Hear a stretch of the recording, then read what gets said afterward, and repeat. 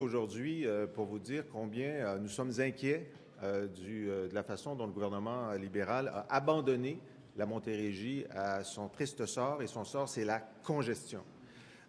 Et là, on est vraiment dans un cas où un gouvernement avait non seulement des responsabilités, mais des raisons de savoir qu'une situation allait s'aggraver parce que c'est par ses propres projets que la situation allait s'aggraver. Donc, on sait que la 30 est déjà congestionnée en temps normal, en ce moment, et le gouvernement a annoncé 2 projets. D'abord, en 2015, on a su que le REM allait se rendre au 10-30. Et donc, on a su qu'il y aurait une pression supplémentaire sur la 30, considérable. 3000 places de stationnement nouveaux à un bout, enfin à une jonction de la 30. Ils ont annoncé aussi en mai 2017 qu'il y aurait des travaux à partir de l'an 2000 sur le pont-tunnel Louis-Hippolyte Lafontaine qui va créer un enfer pendant 2 ans. Donc, ils le savaient. Donc, voici un gouvernement qui dit la situation va s'aggraver à un bout de la 30 et la situation va s'aggraver à un autre bout de la 30 où il y a la 20. Alors, évidemment, les députés du Parti québécois, les élus de la Montérégie ont dit la seule chose qu'on pouvait dire, il va falloir élargir la 30. Il va falloir faire du transport collectif sur la 30, sur les voies d'accotement. La réponse du gouvernement, ça a été Québec dit non à l'élargissement de la 30. C'est-à-dire, la question a été posée au moment où elle devait être posée, alors qu'on avait le temps d'agir à temps. On avait tout à fait le temps, en 2 ans, d'utiliser les accotements pour donner des voies réservées pour des autobus sur la 30. Mais la réponse du gouvernement, officiellement, c'était non. Et ça, c'est un article qui date de février 2017. On a continué à le réclamer. Les élus locaux ont continué à le réclamer. Et Stéphane Bergeron a posé la question en décembre dernier, en lui disant « ça n'a quand même pas d'allure que vous ne faites rien en sachant, en connaissant cette catastrophe annoncée ». Et le ministre André Fortin, qui, vous le savez, est l'étoile montante de l'équipe libérale, l'étoile montante, a répondu « La 30, comme les autres projets à Montréal, s'inscrit dans une perspective qui doit être une perspective globale, régionale, qui doit être réfléchie et qui doit répondre aux besoins du citoyen. » On croirait lire du Mélanie Joly. Alors, ce gouvernement avait la responsabilité d'agir à temps pour empêcher une congestion qui dégrade la qualité de vie des citoyens de la Montérégie, pose des problèmes à l'économie de la Montérégie et crée des problèmes de qualité de l'air à Montérégie. Alors, hier, plusieurs de mes collègues étaient présents à cette 3e demande globale des élus de la Montérégie d'agir en urgence.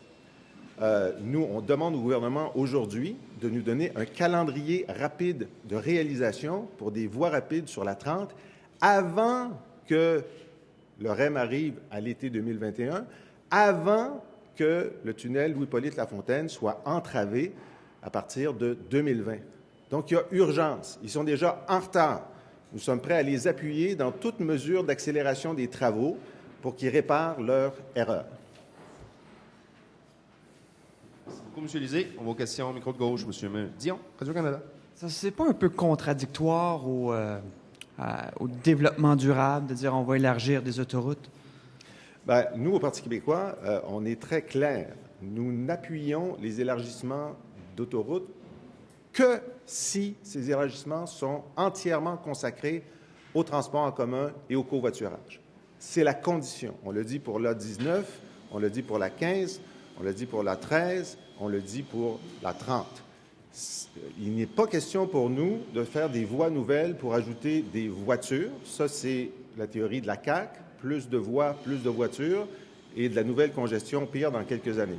Pour nous, l'idée, et en ce moment, ce que demandent les gens de la Montérégie et le caucus du Parti québécois de la Montérégie, c'est d'utiliser immédiatement les accotements pour pouvoir faire ce transport en commun rapidement, en attendant d'élargir pour que l'élargissement soit entièrement consacré au transport en commun et au covoiturage.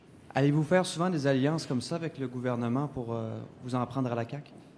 Ce matin, on est plutôt contre le gouvernement et contre son inaction. Puis je suis content de dire que sur ce sujet-là, la CAQ n'a pas été très présente. Mais je suppose que vous référez à ma question d'hier. Oui. Ça va arriver.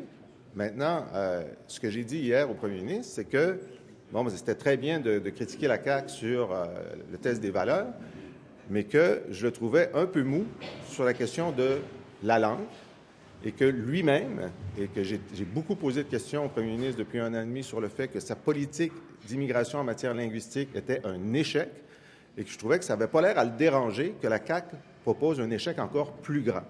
Et si vous relisez mes questions, à chaque fois, je renvoie sur le premier ministre le fait qu'il est trop mou en matière d'immigration et que ce serait pire avec la CAQ, bien sûr, et que je crains que la pression combinée de la CAQ et du patronat fasse en sorte que le gouvernement libéral lui-même devienne moins rigoureux dans la sélection d'une immigration francophone où il n'atteint lui-même même pas ses objectifs. Et je crains qu'il utilise cette pression-là pour dire, bien, écoute, si la CAQ ne demande plus le français pour les immigrants, le patronat demande qu'on ne demande plus le français pour les immigrants, bien, le Parti libéral va aller dans ce sens-là. Merci. M. Laforêt, TVA. Je vais utiliser un mot neutre ce matin. Bonjour à vous. Concernant hier, le gouvernement du Québec a envoyé une facture pour les migrants à Ottawa. Le gouvernement du Québec demande un assouplissement des règles pour les travailleurs étrangers temporaires. Il n'y a pas de réponse, même pas d'accusé-réception. Comment vous qualifiez ça? Bien, d'abord, je suis très, très, très heureux que 7 mois après que j'en ai fait la suggestion, le gouvernement libéral me donne raison. Me donne raison. Alors, j'avais demandé ça l'été dernier. Ça avait été mal reçu par M. Couillard. Je me souviens qu'il n'avait pas trouvé que c'était une bonne suggestion. J'ai comme le souvenir là, qu'il ne fallait pas demander ça. J'avais demandé à RTL aussi en février et c'est là qu'il avait acquiescé à notre demande. Tout à fait. Alors donc, la pression du Parti québécois... La demande, les... Pardon? Vous voulez pas le répéter? Les quoi? Qu'on devrait payer pour les... Bien, je pense qu'effectivement, le fait que le gouvernement libéral fédéral a lancé une invitation générale à beaucoup de gens a créé une pression sur le système québécois qui génère des frais et que c'est au gouvernement fédéral de payer. Alors, c'est ce que j'ai dit à l'époque, c'est ce que je redis aujourd'hui. Et ces gens-là sont victimes d'une invitation trop large du gouvernement fédéral. Et d'ailleurs, l'estimation dont vous faites état aujourd'hui, ils disent que 90 % de ces gens vont être retournés chez eux. C'est beaucoup plus que ce qu'on croyait à l'époque. Et donc, c'est tellement une injustice qui est commise envers ces demandeurs d'asile de leur avoir fait croire qu'ils pouvaient refaire leur vie ici aussi facilement. Alors donc, oui, j'avais fait la proposition que ce soit le gouvernement fédéral qui paie. Je suis content qu'après 7 mois, le gouvernement québécois soit d'accord avec moi. Maintenant, on va attendre de voir ce qui se passe du côté fédéral. D'habitude, ils ne répondent pas aux demandes du Québec en 24 heures. Hein. Moi, je n'ai jamais vu ça. Alors, on va leur donner quand même 48 heures avant de commencer à s'impatienter. C'est pas ça un peu inacceptable que depuis le mois d'octobre, il y a des demandes répétées pour régler le problème des travailleurs étrangers, puis vous l'avez vous-même constaté dans des entreprises. Il n'y a pas d'accusé-réception, ça ne bouge pas. Pour les travailleurs étrangers sur lesquels donc la demande est antérieure, parce que la demande de remboursement, si on a bien compris, elle date d'hier. OK? Alors, vous voyez, comme je suis patient avec le fédéral, je me dis, quand même, je ne vais pas réagir en 24 heures. Mais oui, effectivement, sur les travailleurs temporaires étrangers, c'est une politique fédérale qui est appliquée sans aucun égard aux demandes québécoises généralisées dans un moment de pénurie de main-d'œuvre. Moi, je pense qu'il faut avoir une politique de rétention des travailleurs temporaires, ceux qui reviennent constamment. On peut faire en sorte qu'il y en a qui soient ici pour une plus longue période. Mais c'est clair que le gouvernement fédéral imagine sa politique d'immigration sans aucun égard envers les besoins du Québec. Merci. Madame Plante, après Canada. Bonjour. Donc, en toute transparence, pouvez-vous nous expliquer comment vous entendez utiliser les données des Québécois lors de la prochaine campagne électorale? Il y a beaucoup de questions qui se posent en ce moment sur l'utilisation des données. Pouvez-vous nous expliquer un peu comment ça va se passer pour vous au Parti québécois lors de la prochaine campagne électorale? Bien, je sais que les directives qu'on a données au parti et qu'ils appliquent, c'est aucune donnée personnelle, que des données génériques.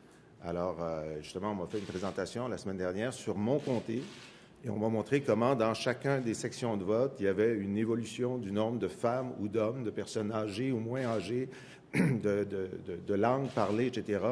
Aucune information personnelle, mais des indications qui nous permettent de savoir que dans tel type de population, par exemple, il y a plus de personnes âgées dans ce coin-là qu'avant, et donc on va leur parler un peu plus de nos propositions pour les soins à domicile.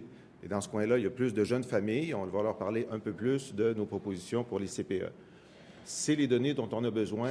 On n'a pas besoin de plus que ça. On ne veut pas plus que ça. Il n'est pas question d'utiliser des données personnelles. À votre connaissance, est-ce que tous les partis fonctionnent de la même façon ou c'est seulement que... Moi, je ne peux parler que pour le Parti québécois. Les autres, je ne sais pas. Pour l'assurance parentale, est-ce que vous êtes d'accord avec l'esprit, l'essence du projet de loi qui va être déposé aujourd'hui, je crois, là, sur ajouter de la flexibilité au régime? Nous, on veut donner du temps aux parents, c'est certain. On va attendre de voir les détails de la proposition. Nous travaillons nous-mêmes sur une proposition assez ambitieuse à ce sujet-là. On veut à la fois que les parents aient davantage de temps, mais on veut aussi ne pas alourdir le fardeau des PME. Alors, on a hâte de voir comment cette combinaison-là va être satisfaite par le gouvernement, parce qu'en ce moment, on a la colonne coûts, mais on n'a pas la colonne réduction des coûts. Est-ce que dans le budget de la semaine prochaine, le gouvernement va effectivement abaisser la pression fiscale sur les PME? Nous, on le veut, à mesure qu'on fait des mesures supplémentaires pour les salariés et pour les familles. Il faut alléger le fardeau de façon équivalente pour les PME. On craint que ce ne soit pas le cas, mais on attend. Il y a un budget la semaine prochaine. Merci. M. Pilon-Larose, à presse. Les auditions publiques sur le projet de loi 128 se terminent aujourd'hui. De votre côté, au Parti québécois, après avoir entendu donc l'ensemble des intervenants qui sont venus en commission parlementaire, jugez-vous à ce stade-ci maintenant qu'il faut bannir les pitbulls du territoire du Québec? Nous avons une discussion à avoir en caucus là-dessus. Comme vous savez, c'est un sujet délicat. Nous n'avons pas encore déterminé notre position. Craignez-vous que ce sujet-là, puisqu'il est si polarisant, pourrait, d'une façon ou d'une autre, vous nuire politiquement, peu importe la position que vous pourriez prendre? On est en politique pour prendre des décisions difficiles, trouver des points d'équilibre, alors pas plus là-dessus que sur un autre sujet. Merci. M. Lecavalier, micro de gauche. Bonjour, M. Lisée. Pouvez-vous m'expliquer pourquoi le Parti québécois a appuyé le projet de loi 164 sur l'accès à l'information? Bon, alors là, le sujet, là, c'est les cigarettiers. Alors, les cigarettiers voulaient avoir accès à des informations pour essayer de ne pas payer 60 milliards de dollars aux Québécois pour la dégradation de leur santé dont ils sont responsables. Alors, on est au centre là, d'une question qui est assez compliquée, où les cigarettiers voulaient renverser une jurisprudence qui était établie pour pouvoir avoir accès à des informations qui allaient les aider à ne pas réparer les dommages qu'ils ont causés. Alors, le gouvernement nous a dit, si on veut empêcher les cigarettiers d'aider leur cause, il faut cet amendement-là. Ce n'est pas nous qui avons rédigé l'amendement. Nous n'avions pas de capacité de faire autre chose que de dire, bien, effectivement, les cigarettiers ne doivent pas avoir accès à cette information-là. Et donc, on a voté pour cette raison-là. Moi, j'étais le responsable du Parti québécois dans le dossier de la lutte anti-tabac. J'ai eu les cigarettiers devant moi, j'ai eu leur lobby devant moi, j'ai été extrêmement dur avec eux. Je ne veux pas leur faire de cadeaux. De la même manière, on n'a pas arrêté de dire que le gouvernement libéral n'était pas transparent en général sur l'accès à l'information. Ça fait 4 ans qu'on demande une réforme, une mise à jour de cette grande loi du Parti québécois sur la transparence, et nous ne l'avons pas, et je ne fais pas confiance aux libéraux pour qu'ils nous la donnent. Nous, au gouvernement, le 1er octobre, nous allons mettre à jour la grande loi du Parti québécois sur l'accès à l'information. Dans ce cas-ci particulier, nous ne voulions pas faire de cadeaux aux cigarettiers. Est-ce que vous comprenez aussi que ce projet de loi-là va empêcher les orphelins du Plessis de savoir pourquoi ils ont obtenu moins que les enfants qui ont passé pendant les pensionnats autochtones? Il semble que ce soit bien le cas, là. Bien, je comprends qu'il y a des effets collatéraux, comme à chaque fois qu'on prend une décision. Mais pour moi, les 60 milliards de dollars qui sont en jeu pour la santé au Québec, je considérais que c'était important de ne pas donner une victoire possible aux cigarettiers. Merci. Madame Sioui, micro droite. Bonjour, je veux juste faire un suivi sur la question de mon collègue. Il y a un article dans la loi qui vous permet de ne pas donner accès aux cigarettiers, c'est l'article 145. pourquoi vous adoptez un nouveau projet de loi qui, comme vous venez de le dire, a des dommages collatéraux plutôt que de faire appliquer la loi telle qu'elle existe déjà? Le gouvernement nous a présenté les options telles que ces avis juridiques l'entrevoyaient. On peut avoir un débat, effectivement. Est-ce que tel article va être utilisé, tel autre article va être utilisé? Le ministère de la Justice du Québec, la ministre responsable, nous ont dit, avec nos avis juridiques, le risque est grand que sans cet article, les cigarettiers vont avoir accès à cette information. Ont-ils raison? Ont-ils tort? Nous ne le savons pas. Nous n'avons pas eu accès aux avis juridiques du gouvernement. C'est toujours le cas. Mais dans le doute, nous avons préféré nous assurer que les cigarettiers n'allaient pas avoir des informations qui pouvaient les aider à ne pas réparer leurs dommages. Ça n'aurait pourtant pas été la première fois que vous ne seriez pas fié aux avis juridiques du gouvernement. Là, ils en avaient pour le projet de loi 62 aussi, par exemple. C'est toujours... Vous avez pris le risque de faire des dommages collatéraux en faisant confiance aux avis juridiques du gouvernement. Notre volonté de rendre responsables les cigarettiers pour le dommage qu'ils ont causé à la santé de millions de Québécois nous a conduit à prendre cette décision. J'aurais aimé être au gouvernement, lire les avis juridiques, peut-être proposer une solution différente. Ça sera le cas après le 1er octobre. Mais dans ce cas-ci, je ne voulais pas que dans 2 ou 3 mois, vous soyez à ce micro pour nous dire qu'on a donné des arguments aux cigarettiers qu'on aurait pu empêcher de donner. Merci. Si je peux me permettre, vous avez aussi Ensuite, à gauche, parlé de l'intention des cigarettiers de renverser la jurisprudence, mais habituellement, les tribunaux se fient à la jurisprudence pour rendre des décisions. Vous n'avez pas confiance aux tribunaux? Pourquoi adopter un projet de loi qui a des effets collatéraux quand il existe des tribunaux qui appliquent déjà la jurisprudence? L'inquiétude du gouvernement québécois et du ministère de la Justice, c'est que sans cet article, il y aurait eu un renversement de jurisprudence. Et donc, c'est l'inquiétude qu'ils ont exprimée. Là-dessus, nous préférions être certains que les cigarettiers n'auraient pas des armes supplémentaires contre les Québécois. Je serais très heureux d'avoir un débat d'experts avec des avis juridiques pour dire si c'était nécessaire ou non. Mais dans l'information disponible au moment où nous l'avions, il nous semblait que protéger la santé des Québécois face aux cigarettiers était la variable la plus importante. Encore une fois, nous comptons revenir avec une vraie réforme de cette grande loi du Parti québécois. Nous sommes très, très critiques de la façon dont le gouvernement libéral a traficoté avec l'accès à l'information. Ce cas-là est très particulier. Il y a un élément de santé publique important. Merci. Madame Montgomery. Yes, would offering parents extra flexibility when it comes to their parental leave or an extra 10 days off that's paid, are these the kinds of things that might be likely to sway voters in the next election? Well, probably so, because these are issues that go to our daily lives.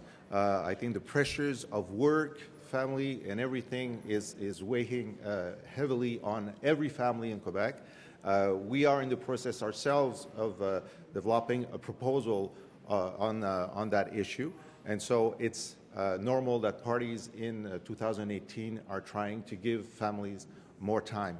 The question that we ask also is, that is the right way to go. Now we'll see about the specifics. The Liberals will have theirs, we will have ours. But what is the way on small businesses? We think that large businesses, either they already give these kinds of benefits and they can shoulder the extra weight, but small businesses cannot if we don't simultaneously give them some relief in terms of fiscality or otherwise. So we're a bit worried that the budget will not give small businesses enough to compensate for these extra rights. We're asking for the next budget to make sure that small businesses have this help, and if not, we will do more to make sure that there's equilibrium. You say that this is something that's likely to sway voters, so how confident are you that you're going to be able to offer something that is better than what the Liberals are offering? Well, because we're good at that. We're the ones that created the CPE, we're the ones that created Equity Pay, we're the ones that created the family leave program and the parental leave program. So we know a lot about that. Véronique Yvon is our spokesperson on that issue. Camille Bouchard, who's the prominent thinker on these issues, is an advisor of mine and of Véronique. So we're pretty confident. Madame Fletcher. Good morning. While you're on that train of thought, I just want you to go a little bit deeper on that because earlier this week you announced a plan to get rid of the REM and replace it with something else.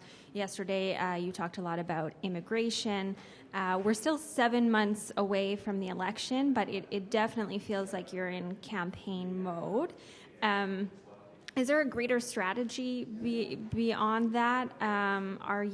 Do you need more time to kind of delve into some of these issues and explain your platform to Quebecers? Is that kind of the thought behind it? Well, it's certainly during the last year and a half of an opposition party, we go from opposition to proposition.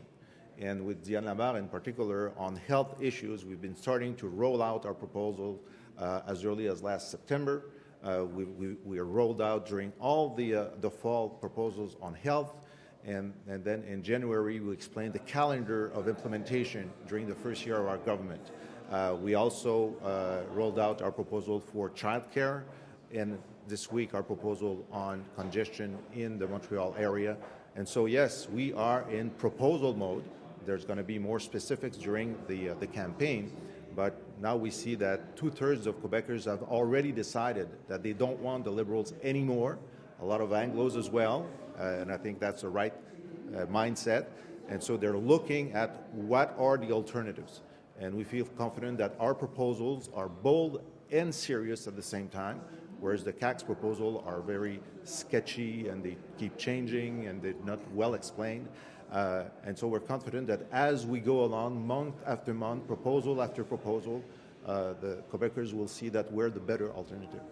Is that because traditionally the campaign is 30 days. Mm-hmm. So when you say that the CAQ's plan is vague, isn't it normal that it's vague at this point, and then it'll be more specific during that campaign, the actual days of the campaign? Well, if you don't talk about an issue and say we're going to tell you about it during the campaign, that's fine. But when you come up with the idea of a values test and you don't show what it would be, you don't document it, then you're just putting the issue in disarray and putting yourself in disarray. I think the CAQ is very incompetent in the way it's approaching its own proposals. In the case of the values test, either you propose it or you shut up. And now they say, and I have a quote here from the Huffington Post, Micheline Labelle, who's a researcher on these issues, asked the CAQ what would be the test, and she was answered, nous vous remercions de votre intérêt. Nous n'avons pas encore rédigé ce test des valeurs et c'est pour cela que vous ne pouvez le trouver sur notre site Web. Nous ne le rédigerons que si nous avons l'immense privilège de servir les Québécois en étant au pouvoir. So the CAQ is saying you won't see it until and unless you elect us. You won't even see it during the campaign. I mean, this is a very bad way to make proposals, policy proposals of this importance. Merci, Madame Johnson. If I can, just one other. Yesterday I asked you about pit bulls and you said you would get back to me. Yes, we will get back to you. Okay. Madame Johnson. Sur les pit bulls, we'll get back to you. Nous allons vous revenir. Madame Johnson, micro de gauche. Sur le test des valeurs. Bon. Ben, écoutez, sur le test des valeurs de la CAQ, je veux dire, c'est vraiment pas de la compétence politique d'introduire un sujet sans donner les détails. Et un sujet aussi difficile qu'avoir un test des valeurs. Alors, on veut savoir quand on aura exactement ce que la CAQ propose. Micheline Labelle, qui est une chercheure dans ce domaine, a posé la question à la CAQ et dans un texte au Huffington Post ce matin, elle cite la réponse de la CAQ par courriel. Elle dit « Madame Labelle, nous accusons réception de vos 2 messages laissés sur le répondeur de la permanence ainsi que de votre courriel du 16 mars 2018. Nous vous remercions de votre intérêt. Nous n'avons pas encore rédigé ce test des valeurs et c'est pour ça que vous ne pouvez le trouver sur notre site Web. Nous ne le rédigerons que si nous avons l'immense privilège de servir les Québécois en étant au pouvoir. » Ça fait qu'ils disent « Vous ne l'aurez même pas pour la campagne électorale. On va seulement le rédiger quand on sera au pouvoir. » Alors franchement, pas fameux. Madame Johnson. Cette fois-ci. Good morning, Mr. Lisée. This morning, we learned in La Presse a little bit more about a few of the proposed locations for the sale of legalized marijuana, including near the Barrie-UQAM metro station. Do you have any particular concerns or expectations about where these outlets will be located?